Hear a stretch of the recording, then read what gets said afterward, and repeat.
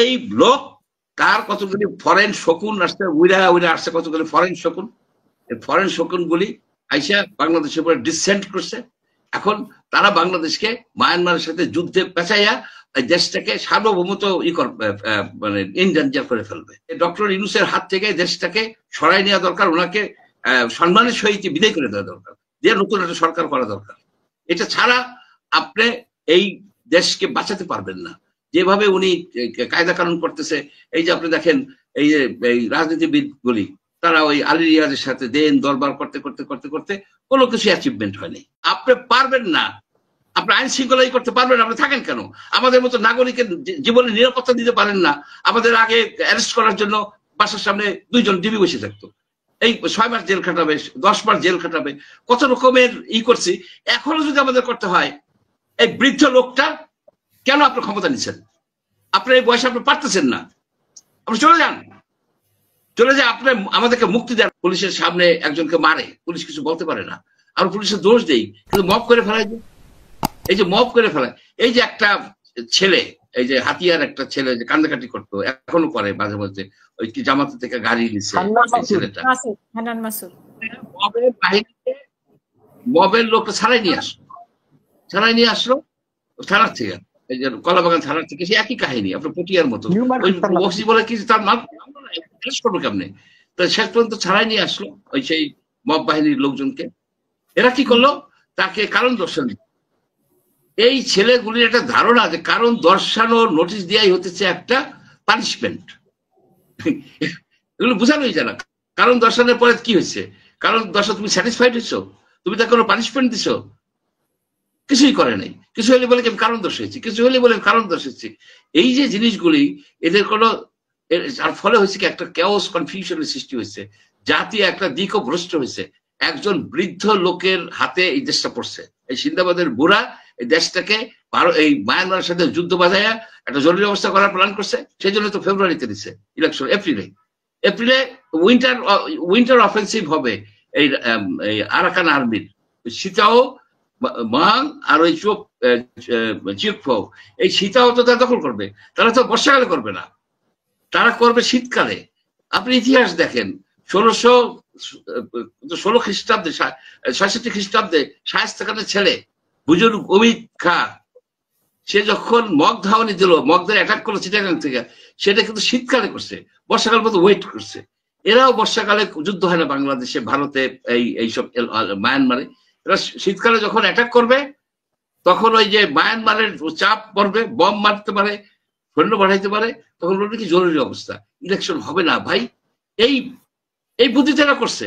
আপনি সকল কাজ করবেন। এখন ওই যে একে যে সাহায্য করতে হবে, অস্ত্রপাতি এইটা সেটা, এটা আনবে কেমনে? ওই নেভি রাতে দিচ্ছে পোর্ট, 6 মাস, এই 6 মাসে দিয়ে অস্ত্রপাতি এটা সেটা আরাকান আর্মি আসবে।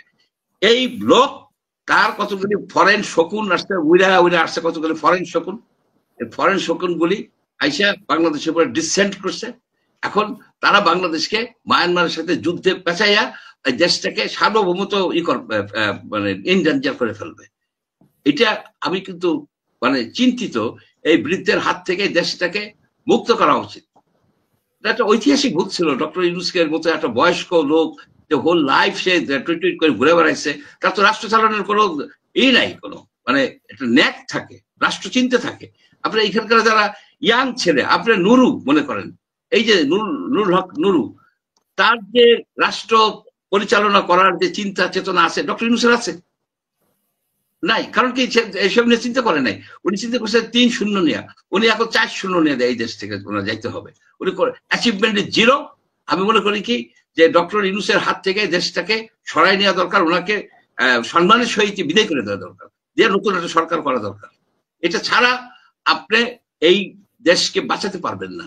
যেভাবে উনি কায়দা কানুন করতেছে, এই যে আপনি দেখেন এই যে এই রাজনীতিবিদ গুলি তারা ওই আলী রিয়াজের সাথে দেন দরবার করতে করতে করতে করতে কোনো কিছু অ্যাচিভমেন্ট হয়নি, 0 অ্যাচিভমেন্ট।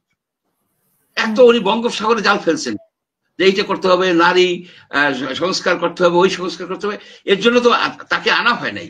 আপনি ইলেকশন করবেন, ইলেকশন করতে ফ্রি ফেয়ার ইলেকশন করতে হলে যা লাগে আপনি সেটা করবেন। তারপরে নির্বাচিত সরকার কে নেবে?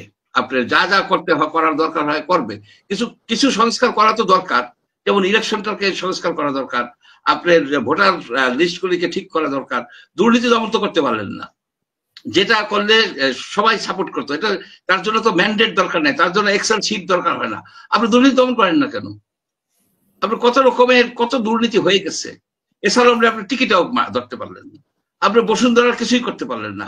যারা লুটপাট করছে, জমি দখল করছে, ভূমি দখল করছে, এই আমাদের শিবচরে মাদারীপুরের এই ভাঙ্গায় এইখানে এক এই আছে লিখন চৌধুরী নামে একটা কানা সন্ত্রাসী আছে, সে 1000 বিঘা জমি দখল করে তার ছেলের নামে আইমান আইল্যান্ড করে রাখছে। সেটা ধরেন না কেন? আমি তো এ নিয়ে অনেকবার বললাম, বহু লোকের কেউ যাইতে পারে না কাছে, কারণ তার সন্ত্রাসীরা আপনার গুলি করবে, এটা করবে, সেটা করবে, ভয় দেখায়।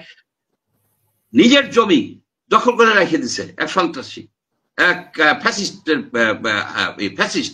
সে ফ্যাসিস্টের এই সরকার তো কিছুই করতে পারলো না। আপনি এলাকায় যাওয়া যায় না, এইসব ফ্যাসিস্টদের তারা সংঘবদ্ধ, হয়ে যারা যারা আমরা এই যে ভিন্ন মতে কথা বলছি, আমাদেরকে এখন হেনস্থা করার জন্য মামলা দেওয়ার চেষ্টা করতেছে, খুন করার হুমকি দিতেছে। সেই জন্য আমি এত ক্ষিপ্ত কেন? আপনি পারবেন না, আপনি আইন শৃঙ্খলাই করতে পারবেন, আপনি থাকেন কেন? আমাদের মতো নাগরিকের জীবনের নিরাপত্তা দিতে পারেন না। আমাদের আগে অ্যারেস্ট করার জন্য বাসার সামনে 2 জন ডিবি বসে থাকতো, এই 6 মাস জেল খাটাবে, 10 মাস জেল খাটাবে, কত রকমের করছি।